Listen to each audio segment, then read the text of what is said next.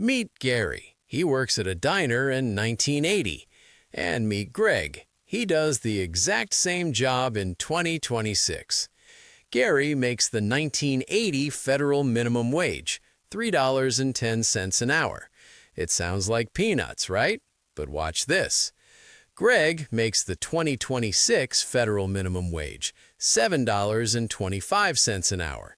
On paper, Greg makes double what Gary made, so Greg should be rich, right? Let's look at rent.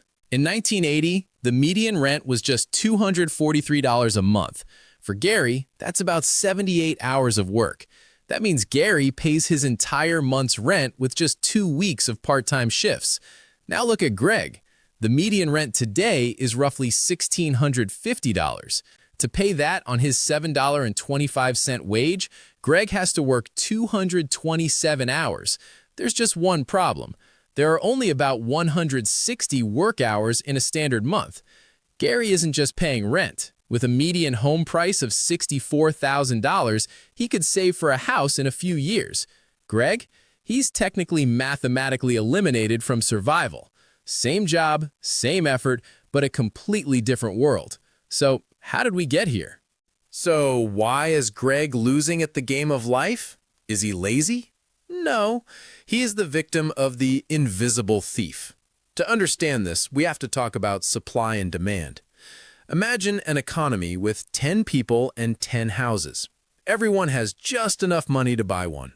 Now, imagine the government decides to print millions of dollars and drops it into the economy. Everyone feels richer for a second, but the guy selling the house realizes there is cash everywhere. So he doesn't sell the house for $100 anymore, he sells it for $1,000. You have more paper in your pocket, but it buys the exact same amount of stuff. This is exactly what happened to Greg. Since 2020, the U.S. has printed nearly 40% of all dollars that have ever existed. When Gary was working in 1980, money was scarce, so it was valuable. Greg is working for diluted money. His $7.25 is technically legal tender, but its purchasing power has evaporated. But that's only half the problem. For full understanding, we need to talk about the invisible thief, currency debasement. You think of inflation as prices going up. That's wrong. Inflation is actually the value of your money going down. The price of the house didn't change. The house is still just a pile of wood and bricks. The ruler you were using to measure the value, the dollar, shrank. This brings us to a concept called the Cantillon Effect. When the government prints trillions of dollars, like they did in 2020, that money doesn't get airdropped into your bank account. It goes to the big guys first. Investment banks, corporations, and government contractors. They get the fresh money before prices go up. They use it to buy assets, stocks, houses, companies. By the time that money trickles down to Greg in the form of a $7.25 wage, prices have already skyrocketed. Greg is catching the water after it's already been used to wash the car. But when did this start? Was it always this rigged?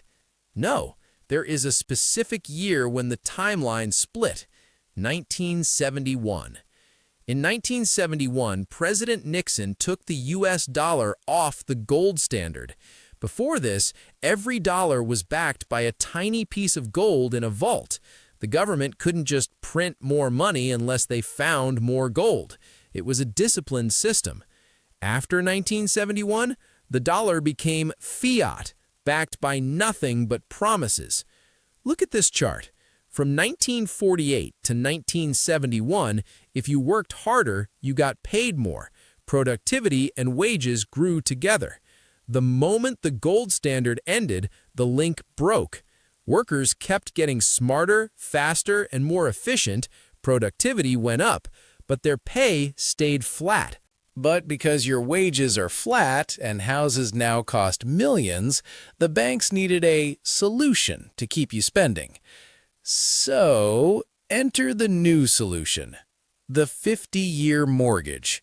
Politicians are saying, houses are too expensive. Let's make loans longer so payments are lower. It sounds nice, right? Lower monthly bill? It is a mathematical trap. Let's run the numbers. Let's say Greg wants to buy a standard home for $500,000 at a 7% interest rate. The 30-year mortgage. Greg pays $3,300 a month. It's expensive. He struggles. But by the time he pays it off, he has paid the bank $700,000 in interest. Total cost of the house, $1.2 million. Ouch. Now, scenario B, the 50-year mortgage. The bank stretches the loan out.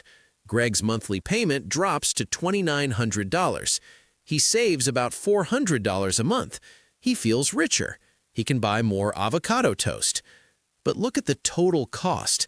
Because of how compound interest works, that extra 20 years explodes the debt. Greg will now pay $1.3 million just in interest. The total cost of the house is now $1.8 million. Here is the reality. To save $400 today, Greg agreed to pay the bank an extra $600,000 over his life. He will be paying for this house until he is 80 years old. He isn't a homeowner, he is a renter who pays for his own repairs. The 50-year mortgage doesn't make housing affordable, it just hides the inflation by turning you into a debt slave for your entire life. So why do they push this? Because if they didn't, housing prices would have to crash. If nobody can afford a $3,300 payment, sellers would have to lower the price. But the government doesn't want prices to drop. So instead of lowering the price, they lower the payment. This allows sellers to keep prices high, and it allows banks to collect interest for 2 extra decades. Everyone wins, except Greg. Greg gets to live in the house, but he will likely never own it. He will sell it or die before the 50 years are up, having paid mostly interest and almost no principal.